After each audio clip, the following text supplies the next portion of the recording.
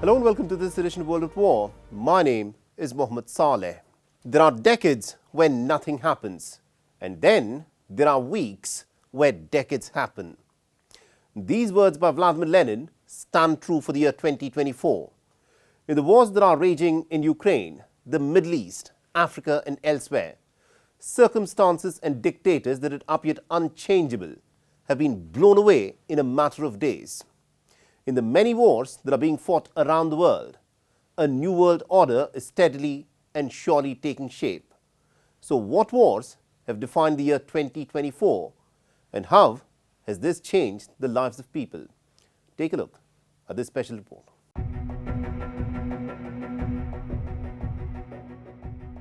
This grainy CCTV footage gives you a glimpse of the moment when the Russian hypersonic intermediate-range ballistic missile struck several targets, one after another in quick succession. What was hit was the Yuzhmash complex, a major military-industrial site used for manufacturing missiles. This was the first time that the new intermediate-range ballistic missile had been deployed by Russia, whose development had been classified up until that moment. According to the Ukrainian military intelligence, the missile travelled at a speed of Mach 11 after it took off from its launch site in Astrakhan in Russia, traversing a distance of 1,000 kilometers before striking its targets in Dnipro after a flight of 15 minutes. Vladimir Putin describes the Oreshnik as a strategic weapon, whose power is akin to that of a nuclear weapon. On impact, the temperature of any target that is struck reaches 4,000 degrees Celsius, and everything at the epicenter disintegrates into elementary particles. By and large, we now need to improve not the nuclear doctrine but the Oreshnik, because if you look at it, a sufficient number of these modern weapon systems basically brings the absence of the need to use nuclear weapons.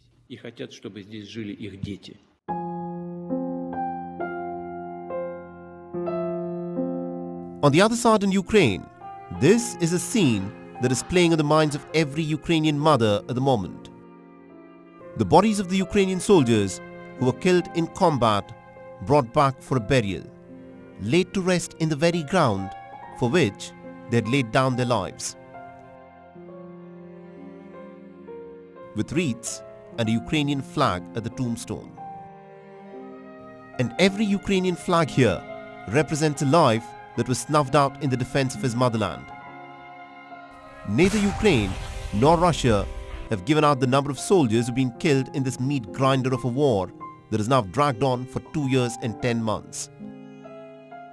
But even conservative estimates peg the casualty figure to be in the hundreds of thousands on either side.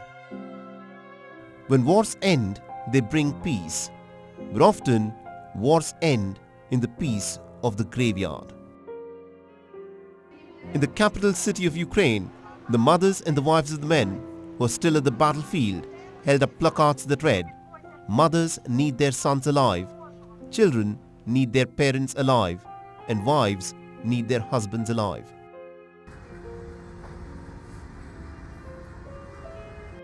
The morale in the Ukrainian army is low. Russia is advancing at the fastest pace since the beginning of the invasion. And there are reports of tens of thousands of Ukrainian soldiers deserting their positions from the front lines and fleeing from action, as they feel standing their ground against the Russian onslaught has now turned futile. In April earlier this year, Volodymyr Zelensky had signed a law reducing the mobilization age for combat from 27 to 25.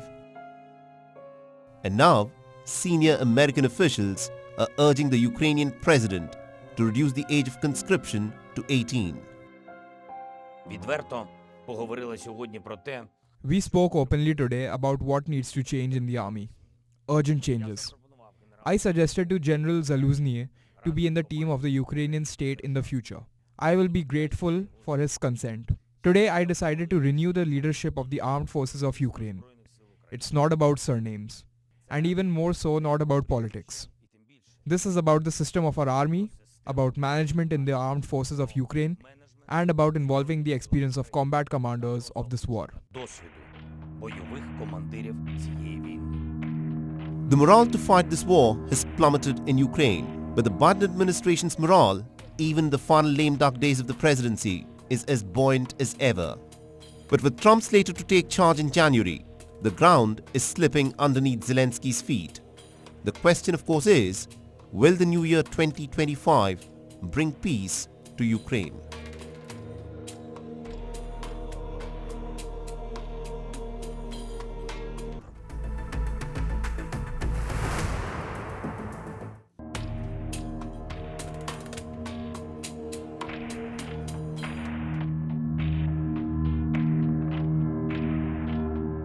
What is happening with the Palestinians has been described as apocalyptic. Home after home, street after Palestinian street has been bombed and reduced to rubble.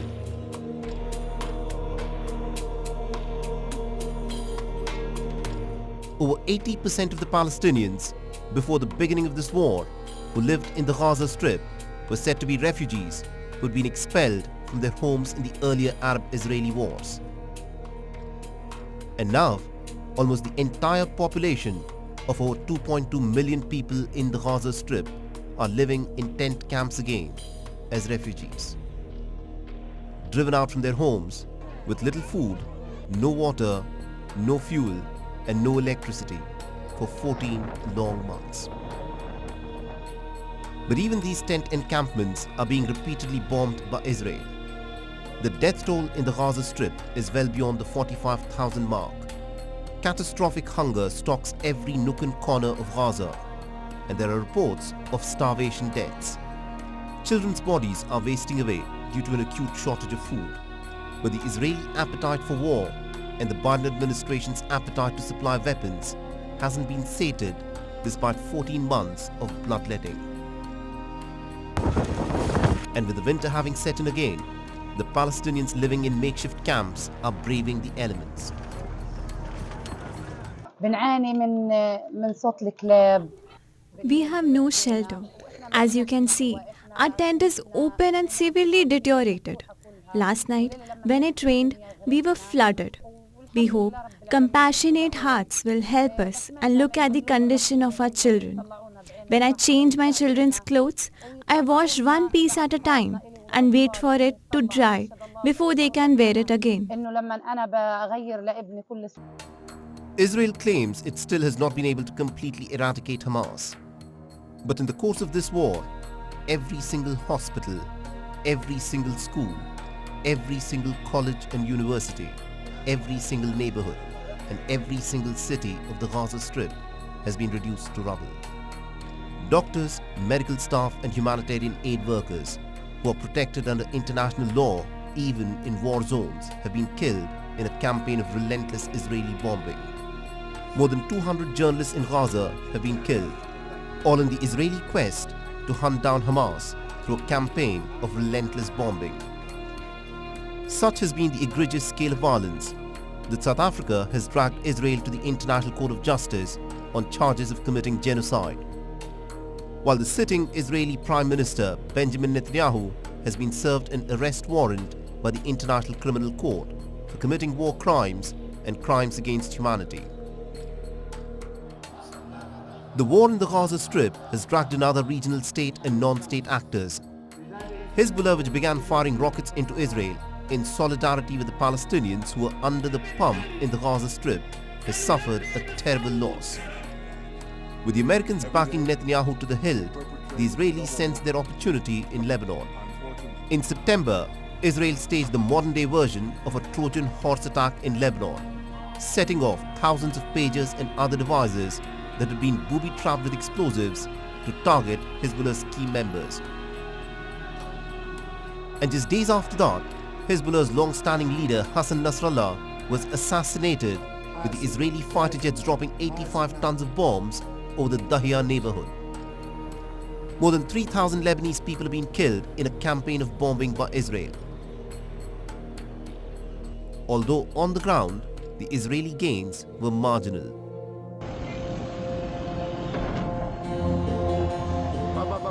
In solidarity with the Palestinians, the Houthis in Yemen this year targeted merchant vessels that were bound for Israel, or warships that were stationed by Israel's Western allies to aid its war near the Red Sea. International merchant shipping through the Red Sea corridor was badly affected. The Houthis have also fired hypersonic missiles aimed at Eilat and the Israeli military assets in Tel Aviv. Netanyahu, who looks to be in no mood to bring the wars to an end, has opened another front. Israeli fighter jets armed with American weapons have targeted Yemen's critical infrastructure. The port city of Hodeidah has been repeatedly bombed. Power plants in Yemen have been damaged, and even the Sana'a International Airport came under attack at a time when the WHO's chief, Dr. Tedros Adhanom, was inside the airport. The year 2024 also witnessed an unprecedented reprisal by Iran after Tehran was humiliated by the Israeli assassination of Ismail Haniyeh in Tehran. Iran, that has backed the resistance groups in the region for the first time since the Israeli state was brought into existence, fired a deadly cocktail of missiles and drones at Israel.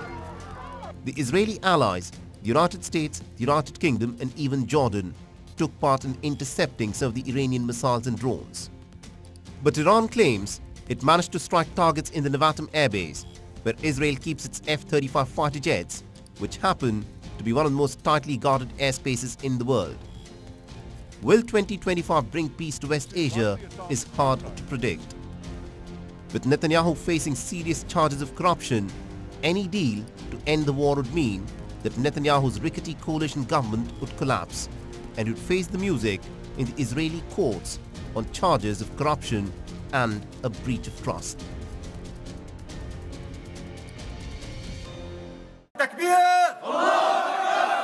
Syria under Bashar al-Assad had been the backbone of the Iranian-backed axis of resistance. But the rebels led by Hayat Tahrir al-Sham, that was backed by Turkey, Israel and the United States, managed to capture Damascus in a span of a week. The Syrian army just melted away as the rebels led by Abu Muhammad al-Julani stormed Damascus and brought down the statues of the Assad dynasty. Bashar al-Assad, who had ruled Syria with an iron fist, was forced to flee to Russia. And Abu Muhammad al-Julani, a man who was notorious for formerly having been the right-hand man of Abu Bakr al-Baghdadi and later of al-Zawahiri, is now being mainstreamed in the Western media as a blazer-wearing revolutionary.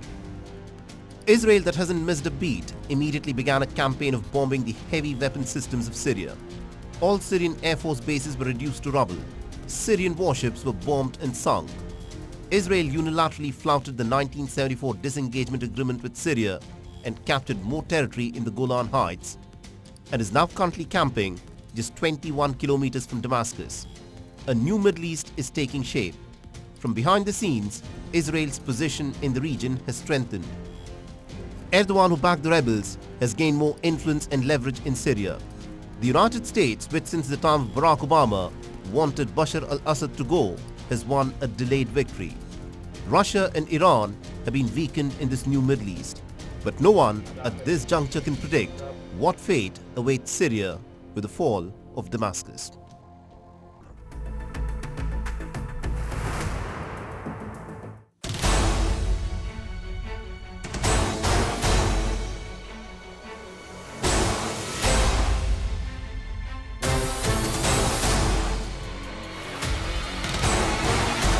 The year 2024 will also be remembered, ironically, as the year the world, fixated on the raging Russia-Ukraine and West Asia conflicts, turned its back on wars in countries like Sudan, Somalia, and Myanmar, effectively relegating them to the unenviable position of forgotten wars. The 20-month-long civil war in the Republic of Sudan has been described by top UN officials as one of the worst humanitarian nightmares in recent history. What precipitated this humanitarian crisis? The powerful paramilitary rapid support forces held by Mohammed Hamdan Dagalo. and the Sudanese army led by Abdel Fattah al-Burhan, who is the de facto leader of Sudan, had shared power with civilians after 2019 overthrow of former strongman Omar al-Bashir. And in 2021, the army and the RSF joined hands together to stage a coup. But relations soured between the army and the RSF over the planned integration of the paramilitary RSF into the regular army, an internationally backed political transition plan. Tensions boiled over the 15th of April last year. The powerful paramilitary RSF quickly took over most of the capital Khartoum and has now spread into at least half the country, though the military has regained control of some neighborhoods in Omdurman and Bahri in recent months. In this power struggle, thousands have been killed and countless others have faced unspeakable atrocities, including rape and sexual assaults. Additionally, more than 11 million have been forced to flee their homes since the conflict erupted. The United Nations has warned that the 20-month-long civil war in Sudan risks triggering the world's largest hunger crisis. About 25 million people, that's approximately half of the country's population, are in need of all type of humanitarian assistance. Marking the one-year anniversary of the Sudan civil war in April, the UN Secretary General Antonio Guterres has said that the indiscriminate attacks against civilians in Sudan could constitute war crimes and crimes against humanity. Today marks an heartbreaking milestone. 1 year since the start of fighting between the Sudanese armed forces and the Rapid Support Forces. And this is more than a conflict between two warring parties. It is a war being waged on the Sudanese people. It is a war on the many thousands of civilians who have been killed and tens of thousands maimed for life. During the 20-month-long power struggle, both sides have been accused of committing abuses that may amount to war crimes. In May, U.S. Special Envoy for Sudan, Tom Perriello, struck an ominous tone saying that some estimates suggested up to 150,000 people had been killed in the conflict across the country. For peace to prevail in Sudan, both the warring generals must come to negotiating table, and external interference must immediately stop. Till that happens, the dire humanitarian situation will continue to worsen with each passing day in a country which has experienced only brief democratic interludes.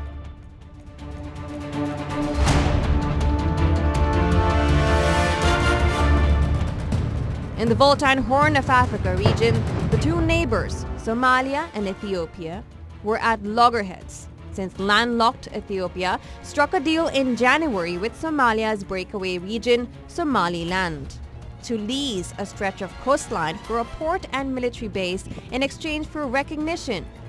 Though Addis Ababa never confirmed this, the move sparked a fierce diplomatic and military row between Ethiopia and Somalia, which labeled the deal a violation of its sovereignty.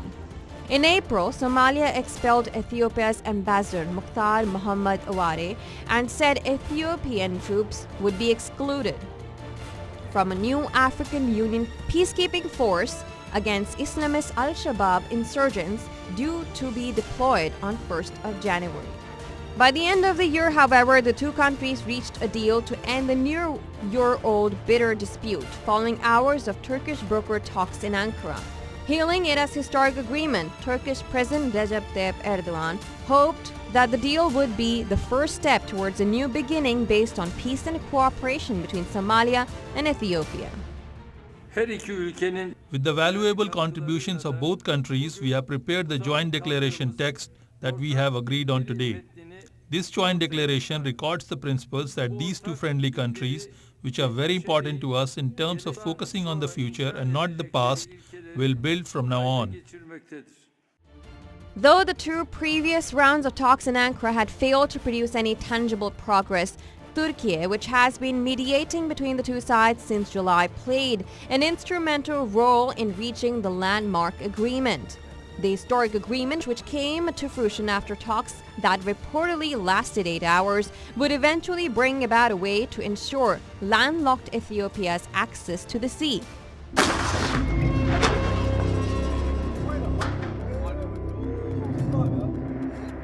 The Southeast Asian nation of Myanmar has been locked in a civil war ever since the military junta deposed the democratically elected civilian government of Nobel laureate Aung San Suu Kyi in a coup d'etat in February 2021. The Myanmar military, once considered the most powerful army in Southeast Asia, has been fighting on multiple fronts against an armed resistance movement, loosely allied with several ethnic minority rebel groups with a bitter history with the military. Since 27th of October last year, an alliance of 3 Myanmar ethnic minority groups, the Taang National Liberation Army, the Arakan Army, and the Myanmar National Democratic Alliance Army, collectively known as Brotherhood Alliance, has launched coordinated attacks on Myanmar military. The offensive, named by the rebels as Operation 1027, signifying the date on which it began, has made inroads into the junta-controlled areas in the northern Shan state, Kaya state in the east, and Rakhine state in the west. The military setbacks, the worst in 60 years, have humbled the Myanmar's military leader, Min Aung Hlaing. In yet another humiliation for the Myanmar's leader, last month, the prosecutor of the International Criminal Court had said that he would seek an arrest warrant for Min Aung for crimes against humanity over the alleged persecution of the Rohingya, a mainly Muslim minority in the Buddhist majority Myanmar. After an extensive investigation and careful review of the evidence collected, my office has concluded that there are reasonable grounds to believe that Senior General and Acting President Min Aung Hlaing, Commander-in-Chief of the Myanmar Defence Services, bears criminal responsibility for the crimes against humanity of deportation and persecution of the Rohingya committed in Myanmar and in part of Bangladesh between the 25th of August 2017 and the 31st of December 2017 by members of the Armed Forces of Myanmar, the Tatmadaw, supported by the police, border guard police, as well as non-Rohingya civilians. After 3.5 years of conflict, the Myanmar junta has shown an inclination to engage with the rebels. It urged its armed opponents to abandon what it called terrorism and join the political fold in a general election next year. But the unexpected outreach was quickly rebuffed, at least for now.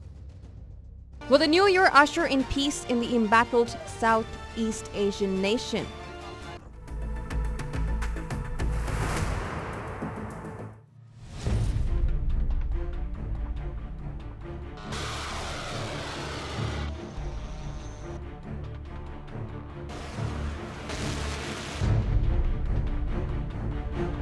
The unmanned aerial vehicles, more commonly known as drones, have added a new chapter to modern warfare. They have been used for various purposes, including surveillance, reconnaissance, and targeted strikes, offering unique tactical advantages and enhancing the operational efficiency in various combat scenarios. The usage of drones at a much lower cost than conventional technologies has altered the dynamics of military operations. Such has been the impact of military drones that they are now an indispensable tool in conflicts across the globe. The Second Nagorno-Karabakh War, which broke out on September 27, 2020, lasted for 44 days and resulted in a victory for Azerbaijan. Turkey, an ally of Azerbaijan, played an instrumental role by supplying drones for use in the conflict, which significantly contributed to Azerbaijan's victory. In recent years, Turkey has emerged as a rising drone power in the international arena. The war in Ukraine is the first war to have witnessed drone warfare on an unprecedented scale. Both Russia and Ukraine have significantly expanded the use of drones this year as a relatively cheap means of warfare, which compels an opponent to use a much more expensive air defense system. An astounding 1.5 million drones were acquired between Moscow and Kyiv in the past year, with Ukraine hitting thousands of targets inside Russia in recent months.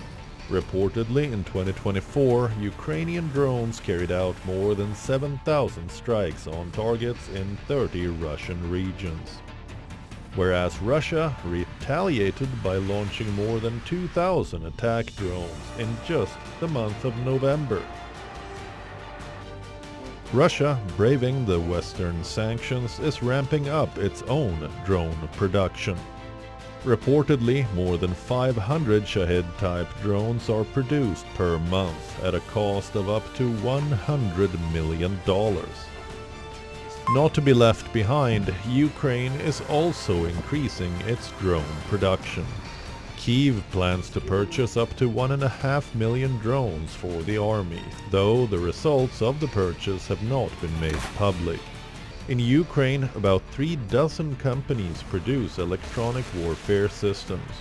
In early December, Ukrainian President Volodymyr Zelensky presented the jet drone Peklo, which translates to Hell. Work on Peklo had started a little over a year ago, and its mass production has already started. The first batch of these drone missiles was delivered to the defense forces of Ukraine on 6th December. In the West Asian war theater, Iran seeks to gain an upper hand, riding on its strength in the realm of unmanned aerial vehicles, or drones. Experts are of the opinion that though Iran's capabilities may not be a match to the advanced technological prowess of the United States or its ally Israel, their ingenious approaches have consistently defied Western expectations. The Shahed drones, both 129 and 136, operated by the Islamic Revolutionary Guard Corps, cost around $20,000 each to produce. But the missiles needed to destroy these drones, however, are significantly costlier. Since 2021, Iranian-backed militias have increasingly employed drones against US military and diplomatic sites in Iraq and Syria. Reportedly, Iranian-designed drones have accounted for at least 20% of these attacks. In addition to this, Iran has supplied Russia with hundreds of drones since 2022, which have been used in assaults on both civilian and military targets in Ukraine. To quote General Kenneth McKenzie, a former head of US Central Command, drones pose the most immediate threat to Middle East security due to their low cost, widespread availability and potential deniability, thanks to their convoluted flight paths. The United States holds over 13,000 unmanned aerial vehicles, or drones, making it the largest military drone fleet globally. But the important question is, will the indigenous Iranian drone technology disrupt US air superiority, heralding a new dawn of modern warfare?